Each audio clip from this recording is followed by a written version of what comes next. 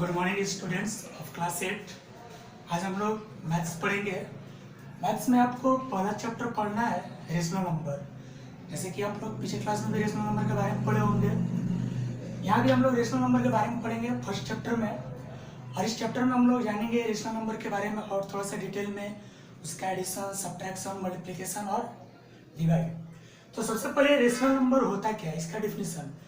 मतलब आप लोग पिछले क्लास में इसका डिफिनीशन पढ़े होंगे, तो यहाँ भी हम लोग डिफिनीशन वही सेम डिफिनीशन पढ़ेंगे, थोड़ा सा उसको और अलग अंदाज में। तो हम लोग डिफिनीशन पढ़ चुके हैं कि the number of the form p by q where p and q integers and q is equal to not zero is called rational number।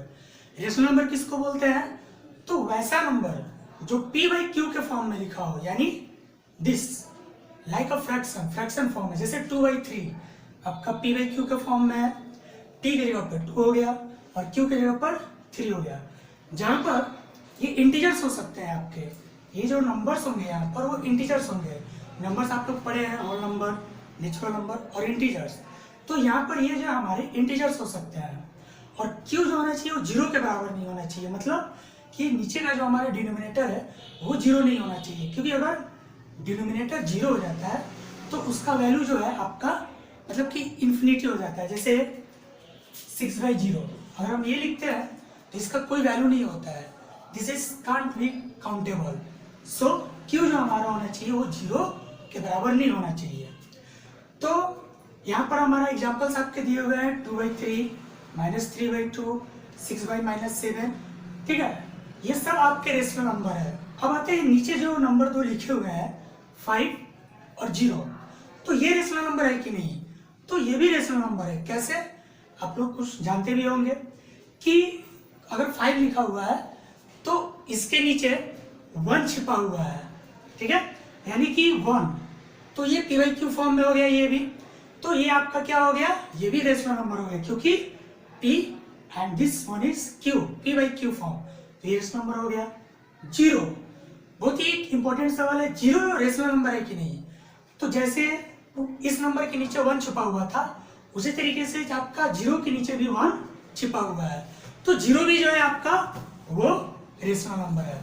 ठीक है, दूसरा आपके बोर्ड पे नजर है लिखा हुआ difference between fraction and rational number. Fraction और रेशनल नंबर के बीच में क्या अंतर है? आप लोग फ्रैक्शन पढ़े होंगे पिछले क्लास में। जैसे आपका दिया हम कि 2/3 ये फ्रैक्शन भी है, 2/3 रेशनल नंबर भी है, लेकिन 3/2 ये -3/2 है, ये आपका सिर्फ रेशनल नंबर है, ये आपका फ्रैक्शन नहीं है। क्यों? अंतर क्या है फ्रैक्शन में और रेशनल नंबर में?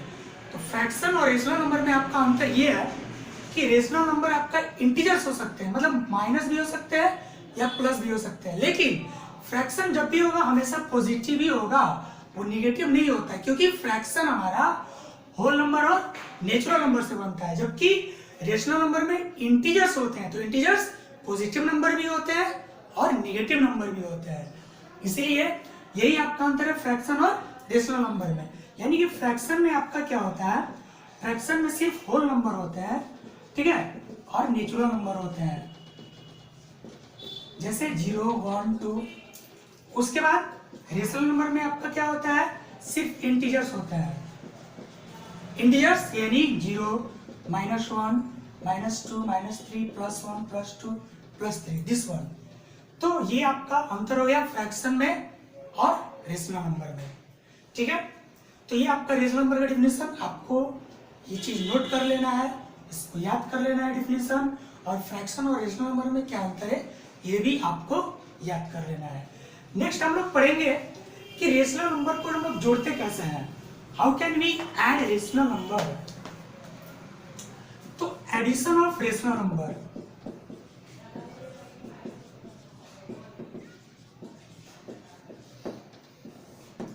तो जैसे हम लोग फ्रैक्शन को जोड़ते हैं ठीक उसी प्रकार से रेशनल नंबर को भी हम लोग जोड़ते हैं। ठीक है, दोनों का तरीका सेम है। जैसे एक एग्जांपल हम लोग लेते हैं 2/3 प्लस -4/5, इसको हमें ऐड करना है।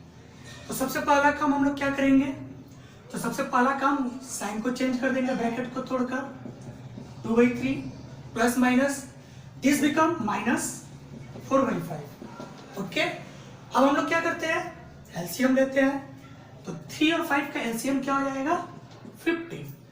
अब यहां से इसको मल्टीप्लाई करते हैं, 3 से 5 बार में ये कटेगा, तो 2 से 5 को मल्टीप्लाई करेंगे 2 5 या 10, 5 से ये 3 बार में डिवाइड होगा, तो 4 को 3 से करेंगे तो हम लोग क्या आ जाएगा 12।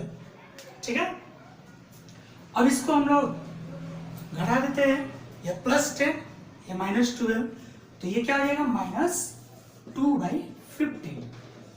ये आपका हो गया आंसर। तो ये आपका एडिशन है। तो जैसे फ्रैक्शन को जोड़ते हैं उसी तरीके से इसको भी जोड़ते हैं, बस यहाँ पर हमको साइन का ध्यान रखना होगा, प्लस या माइनस का, जैसे इंटीजर्स में हम लोग ध्यान रखते हैं।